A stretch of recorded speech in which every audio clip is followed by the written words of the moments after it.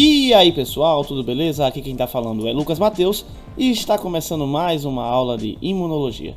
Hoje a gente vai falar sobre proteínas de fase aguda, no nosso quadro Imunoglossário. O imunoglossário foi feito para pessoas que têm alguns problemas com termos relacionados ao mundo da imunologia. Então, vamos começar o vídeo. Existem diversas proteínas ou partículas que fazem parte do nosso suporte humoral. A gente nesse vídeo vai falar sobre uma em destaque, mas existem diversas outras que a gente já deve ter falado em outros vídeos, como sistema complemento, citocinas, quimiocinas, as proteínas de fase aguda e imunoglobulinas. Alguns autores falam que as imunoglobulinas estão presentes ou classificadas como proteínas de fase aguda, mas sim, é melhor estudar elas com particularidades diferentes, né? Bem melhor organizá-las para estudo em partes diferentes. A resposta de fase aguda são a síntese de proteínas pelo fígado, que tem como função de dar suporte à reação inflamatória. Nesse caso, existem 4 funções principais. Tipo, produzir os pirógenos endógenos, ou seja, induzir um aumento de temperatura corporal, e aí induzindo febre. Se eu aumento minha temperatura no organismo, eu melhoro o metabolismo das minhas células de defesa e também tento combater com a temperatura mais alta alguns processos metabólicos em bactérias e outros micro-organismos. As proteínas de fase aguda também agem como opsoninas, facilitando a fagocitose dos fagócitos. Elas também estão relacionadas com o recrutamento de leucócitos, ou seja, promover a diapedese mais facilmente. E também estão relacionadas à ativação do sistema complemento. Citocinas pró-inflamatórias. Vamos dar uma olhada nas principais citocinas pró-inflamatórias e no que elas fazem em relação ao processo de produção de proteínas de fase aguda. Quando ocorre algum tipo de dano tecidual causado por vírus ou bactérias, existem 2 principais células que estão envolvidas nesse mecanismo. São os macrófagos e os hepatócitos. Nesse caso, os macrófagos vão perceber esse tipo de dano tecidual por dumps, pumps ou mesmo por relação direta com um micro-organismo invasor, e assim vão liberar citocinas pró-inflamatórias, que vão alertar o hepatócito e que o hepatócito vai começar a produzir essas proteínas de fase aguda. Essas proteínas de fase aguda fazem aquelas funções que eu já disse anteriormente e ainda podem induzir que o macrófago consiga produzir mais ainda citocinas pró-inflamatórias. Então, tiramos que as citocinas podem realmente induzir as respostas de fase aguda. E essas proteínas de fase aguda podem induzir também a produção de mais citocinas. Agora, vamos ver as células envolvidas na produção dessas citocinas pró-inflamatórias. Nós estamos vendo aí a trupe de fagócitos, macrófago, célula dendrítica, que é essa verdinha, e o neutrófilo. Do outro lado tem os linfócitos. Os linfócitos, que é o roxinho, o camaradinha roxo, que não está específico, o linfócito T e o linfócito B. E aqui embaixo as células que não têm funções realmente exatas, que estão as funções misturadas, que são as células endoteliais, os fibroblastos e as células NK. Nós temos 4 citocinas, na realidade 3 citocinas mais uma quimiocina, que fazem o trabalho de citocinas pró-inflamatórias. A interleucina 1 beta é produzida por macrófagos e linfócitos, que induzem a ativação de células endoteliais e fibroblastos para a produção de outras citocinas pró-inflamatórias e facilitação da diapedese. Interleucina 6 é liberada por macrófagos, células dendríticas, células endoteliais e linfócitos T. Estão relacionados com a função de crescimento de linfócito T e B, aumento da produção de proteínas de fase aguda e também a indução de febre.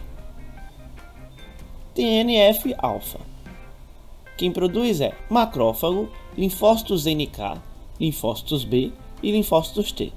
Está relacionado com a ativação de neutrófilos, com a função anticoagulante e de necrose tumoral e de febre.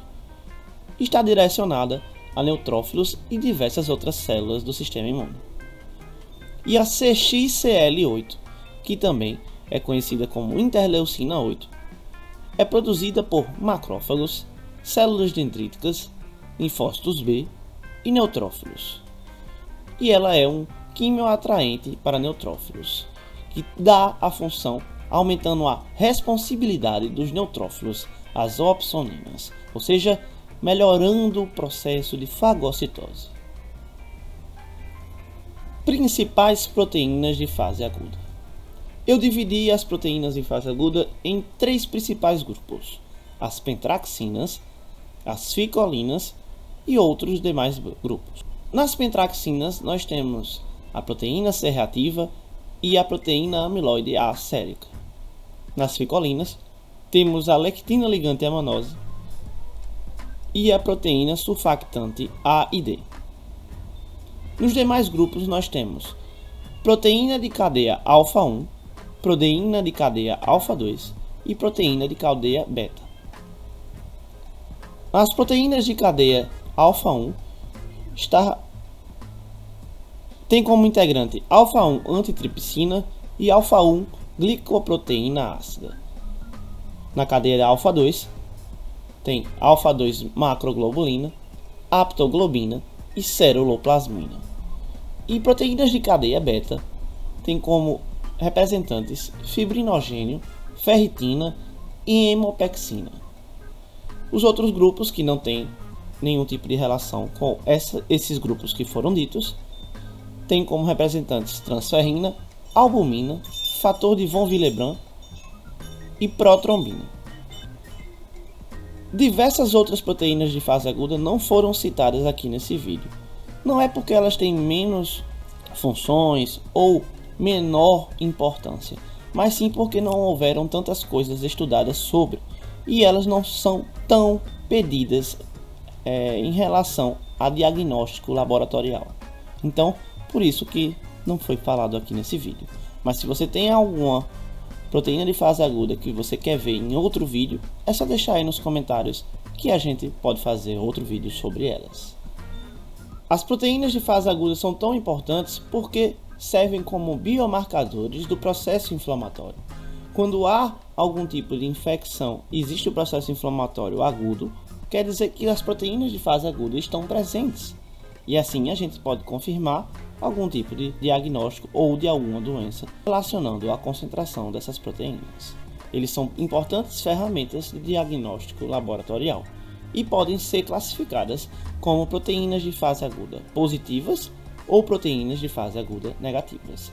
As proteínas de fase aguda positivas são que aumentam sua concentração quando acontece o processo inflamatório.